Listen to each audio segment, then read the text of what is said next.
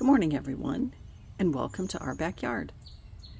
Today's video is about fertilizer and my fertilizing routine that I use in my yard. And when I brought out my fertilizers, it looks like I do a lot of fertilizing.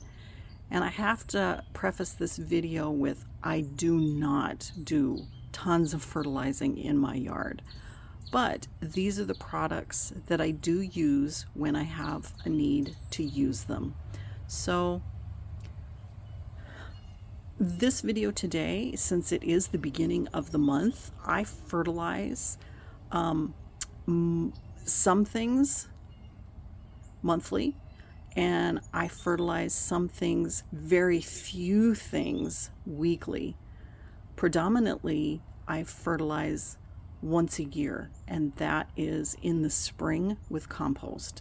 But for the products that I use, these products here that you see from this Osmocote all the way this way, these are all granular or pebble type fertilizers that are slow release fertilizers. Some of them are organic, which are these, and these three are not. I don't really have specialty fertilizers, except I do have one here for hibiscus. And then I have fast acting or water soluble fertilizers, and that is the 2 Miracle-Gro and then the 2 Espoma on the end. And that is pretty much my fertilizer group. It seems like a lot, but believe me, I don't use a lot. Where I start and rely heavily is on composting. And this spring we bought organic bags of compost, and we worked in our beds that we could, but also top dressed all our beds with purchased bags of compost from my favorite nursery. But we are also trying our own hand at composting, as you see here. The problem is we just never have enough. So we do have to purchase, and that is what I heavily rely on in my yard. I use compost every year, definitely in the spring, and if we can, in the fall. That allows me not to have to resort to using a lot of fertilizers, but I do use them. When I plant a plant, I typically will use plant tone in the hole that I dig, or in the pot, the hole in the pot. I'll either use plant tone or I will use Osmocote. And Osmocote my grandmother used, and so I have a fondness, if you will, for this particular fertilizer. It isn't organic, but I have a lot of luck with that. And so when I plant, I predominantly use one or the other, and it just depends on which one I grab or which one is easier to get to, typically, on what I use. Now, once a month, I fertilize all my hibiscus, and let me pull that. So once a month, as I was mentioning, I use my hibiscus plant food. It is from Nelson, a Nutristar, and I get this at my local nursery. And you can see it's not just hibiscus, but I do use it on all of my hibiscus. So my tropicals, my Rose of Sharon, they say mallow hibiscus, but that's my hardy hibiscus. And then it gives you how much to use. All of mine, or almost all of mine, are in pots. And you can see here, most of my pots are large, and so I will use typically a 1/4 cup. My pots are definitely over the 10-gallon, but I don't want to overdo it. And so this is what I use once a month. I use my handy dandy measuring cup, and I will sprinkle it on the outer edge of the pot, which is the drip line. So for my pots, that is in this outer edge of the pot, which represents the drip line. And for my Rose of Sharon that's planted in the ground, it is in the outer part of the drip line in the ground. And I'll put the fertilizer all around the outside of the pot, and then when I'm done, you do need to water it in. Even though it is a slow release fertilizer, you do want to make sure that you are watering it in after you apply it.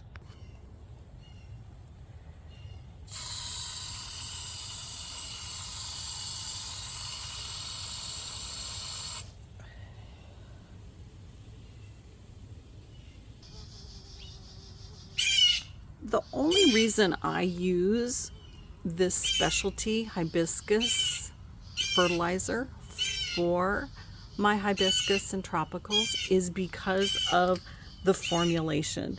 Sorry about that, Blue Jay. He's mad at me. I'm close to the food, his food here. And this has a 10-4-12 formulation, and that is the nitrogen, phosphate, and potash. And we noticed years ago that our hibiscus just do better and flower better with the hibiscus fertilizer rather than using regular bloom fertilizer. And so that's why I do that. The only other, I guess, specialty, if you will, plant food that I do use, and it is a water soluble, is this for my azalea and any other of my flowers that like a more acid loving fertilizer. And my grandmother used to use something called muracid, and this is pretty similar to that, and so I will use this on those types. But during the year, and I use it rarely, predominantly the fertilizers that I do use are the hibiscus once a month, and then I do use these to boost. They're a little bit expensive from Espoma, but this is the water soluble fertilizer, and it really works wonderful. And so these two are predominantly what I use the most if I use a fertilizer. And then out of the fertilizers that are not organic, so I do use the Miracle Grow about every couple of weeks, and those are for the heavy feeding annuals, and I hardly have any. But I have been using that on the Supertunia Vista bubblegum from Proven Winners because they are such heavy feeders. So I have used it on this flower, the Supertunia Paradise, and the Sparkling Amethyst. Right now, this is the fertilizer that I probably use the most when I fertilize, and I just really like this water soluble fertilizer. So you're supposed to use a half a cap per quart, and so as I get this here, sorry about that. My watering can is 1.5 gallons, and so I'll typically use 3 of these caps.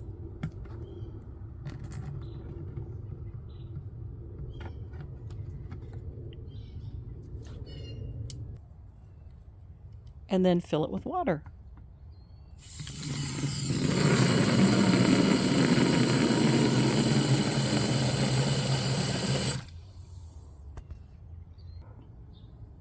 So as I mentioned, it is a water-soluble fertilizer. It is an organic fertilizer. And then I just go around to the plants that need to be fertilized and fertilize with this water-soluble fertilizer. And that's pretty much it for my fertilizing routine. I don't do a whole lot of fertilizing, and I do have a lot of luck with blooming and plant growth, and that's really purely because of the compost that we use. There are a couple of fertilizers that I haven't mentioned, and I want to mention those. I do have these two, which are organic fertilizer. One is for just growing, the other is for blooming.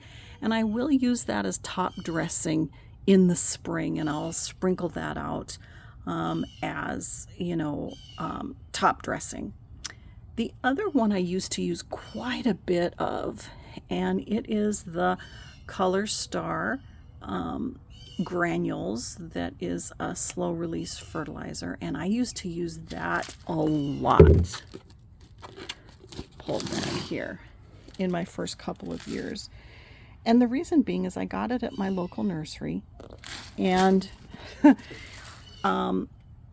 it does have the formulation of 19-13-6, and it does have other things in it. In particular, I really like the fact that it's got iron and manganese and zinc and sulfur and magnesium and calcium, and so I did use this quite a bit, and one of the reasons was I could take when it was empty, I could take this in and they would fill it up with the fertilizer then for a discount, and I think I got $5 off for filling it up. I think at the time it was $19.99, and I could get it for $5 off to fill it up. And so I did use that quite a bit. I don't use that as much anymore. I typically stick to the organics, my compost, and then the specialty fertilizers as needed. So today is my fertilizer day, and I'm going to get to it in a second. But a couple more thoughts is, one is to make sure that you're reading the directions. I mean, that's just right, a no-brainer. Read the directions, see what it says, but then also know your plants. There's some plants that don't want any fertilizer at all, and then there are some that are really heavy feeders. Typically the annuals that you plant need fertilizing, and the perennials not so much, but definitely make sure that you're checking that. I have had a couple of subscribers comment that after they fertilize a plant here or there that it stops blooming. Give it time. You'll get down to the routine that works best for you. For me, it's a very much of a minimalistic approach. I will look at a plant and say, that probably needs a little bit of fertilizer if I do fertilize outside of what I typically normally do, which is not a lot. But at the first of the month, I always try to fertilize my hibiscus. So that's why I am fertilizing all my hibiscus plants. I will include the tropicals in that, like my flame vine and the my mandevilla and the Mexican flame vine. And then also the passion flower back over there. So I'll make sure that all of those typically once a month-ish. I'm really good with my hibiscus, but I am certainly not one that over fertilizes. And then of course the annuals, which I don't have a lot of, but I do try to fertilize those once every couple of weeks. And I have noticed is when I do, they do bloom much better. So, as you know, as I said at the beginning, I rely heavily on compost, which I feel probably has done the best in our yard. But what do y'all do? I'm curious to see what you all use, what you all have success with, and what you use in your gardens. The blue jays are really mad at me. As you'll notice, I'm a little close to the bird feeder here, and they want to come down and get their peanuts. Okay, sorry about that. Well, in any case, I'm going to get after my fertilizing here. I hope this helps some. I'm curious to hear about your fertilizing methods, and I hope you just have a fantastic day today. For those of you in the south that's in this oppressive heat, well, actually a lot across the U.S. is in oppressive heat. Stay safe, stay hydrated, and I hope to see you soon.